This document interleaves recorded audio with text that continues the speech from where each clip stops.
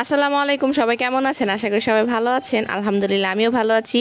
আজকে মজা করে মুগ ডাল দিয়ে মাছের মাথা দিয়ে রান্না করব, শাক ভাজি করব আর ডাটা দিয়ে মাছ দিয়ে রান্না করব। তো এই নিয়ে হচ্ছে আজকের ব্লগটা।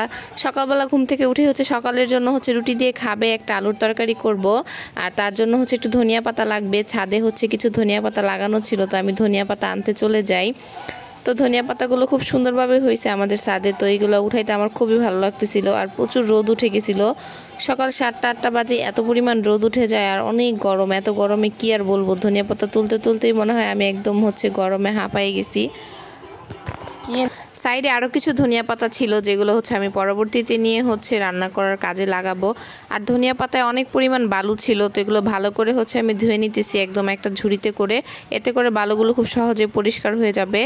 এখানে সকালে আমি নাস্তার জন্য আলু দিয়ে ডিম দিয়ে একটা মজাদার একটা রান্না করতেছি, যেটা রুটি দিয়ে খেতে খুবই মজা লাগবে।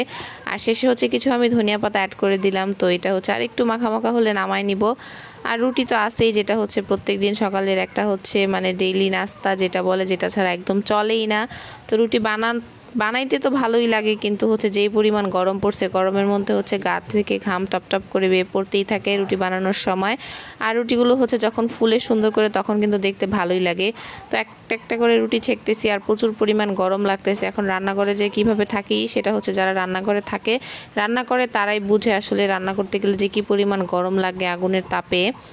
আর এই তো এরপরে ঘরের সামনে কিছু ময়লা ছিল, এগুলো ভালো করে একদম ঝাড়ু দিয়ে পরিষ্কার করে নিতেছিলাম। আমাদের গাছের কিছু পাতা পড়ে, ঝাড়ু দিলেও একটু পরে আবার পাতা পড়ে, কিছু করার নাই, তাই বলে তো একটু পর পর ঝাড়ু দেওয়া যায় না।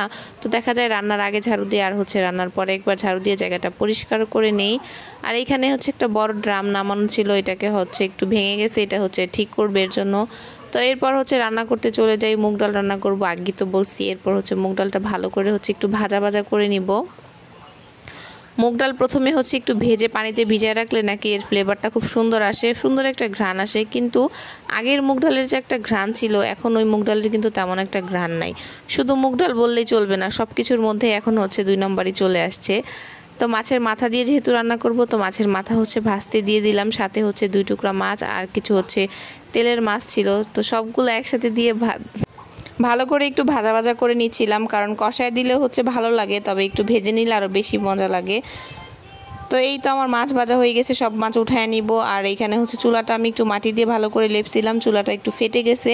তো পরবর্তীতে ভাবতেছিলাম কালকে রান্নার আগে তারপর চুলাটা ভালো করে লেপে নিব, কারণ যে এখন গরম চুলা কিন্তু লেপা যাবে না, প্রচুর গরম হয়ে থাকে কিন্তু মাটির চুলা, আর প্রচণ্ড গরম রান্নাঘরে। তো তাড়াতাড়ি করে রান্নাটা শেষ করতে পারলে আমার জন্যই ভালো, গরমের কাছ থেকে আসলে উদ্ধার পাবো। তো এই তো ডালটা ভালো করে ধুয়ে নিছিলাম, অনেকক্ষণ ভিজায় রাখছি, মশলাটা ভালো করে কষিয়ে মাথাটা দিয়ে দিছি। আর এইখানে মুগ ডালটা দিয়ে দিলাম। একটু ভালো করে কষানো হয়ে গেলে এর মধ্যে আমি অনেকগুলো পানি দিয়ে দিব, কারণ ডালটা ভালো করে সেদ্ধ হতে হবে আর নরম হতে হবে। আর আমার ছেলে তো কি বলবো, এখানে সব কিছু অগোছালো করতেছিল, একটু বাড়ির কাজকর্ম করতেছিল টুকটাক, যার জন্য সব কিছু এলোমেলো করে দিচ্ছিল। তো জালটা অনেক কমায় রেখে দিয়েছিলাম, একদম ভালো করে সেদ্ধ হয়ে গেছে। মাথাটাকে আমি 2 ভাগ করে দিলাম, মাথাটা একদম ভেঙে চুরে দিলাম না, না হলে কাটা কাটা লাগবে। আর উপরে একটু ধনিয়া পাতা দিয়ে দিলাম। তো এই তো এই ডালটা খেতে কিন্তু অসাধারণ লাগে, অনেক মজা হয় এই ডালটা খেতে। আর একটু লবণ কম হয়েছিল, তো উপরে আমি একটু লবণ ছিটিয়ে দিলাম। আর আমি রান্নার পর প্রত্যেকটা রান্নার পর আলাদা আলাদা পাত্রে বেড়ে রাখি, একটার মধ্যে রান্না করি আর বেড়ে রাখি, না হলে কালির পাত্র, এত পাত্র করা গেলে কালি দিয়ে ভরে যায়। আর এখানে মাছ ভেজে নিব, আজকে মাছ রান্না করব ডাটা আর আলু দিয়ে। তো এটা ছিল রুই মাছ।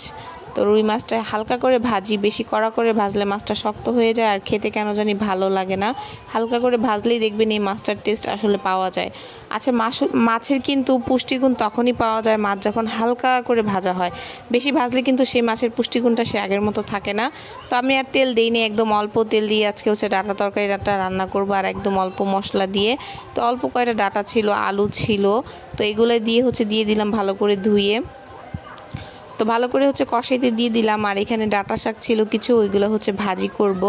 তো ভালো করে কুচি কুচি করে কেটে নিচ্ছিলাম। আমার ভিডিওটা যদি আপনাদের ভালো লেগে থাকে অবশ্যই একটু লাইক কমেন্ট করে দিবেন, আর আমার পেজটা একটু ফলো দিয়ে দিবেন। আর যদি ইউটিউব থেকে দেখে থাকেন অবশ্যই একটু সাবস্ক্রাইব করে দিবেন। আর এই যে আমার তরকারি হয়ে গেছে। তো আজকে এইটুকুই, সবাই ভালো থাকবেন, সুস্থ থাকবেন।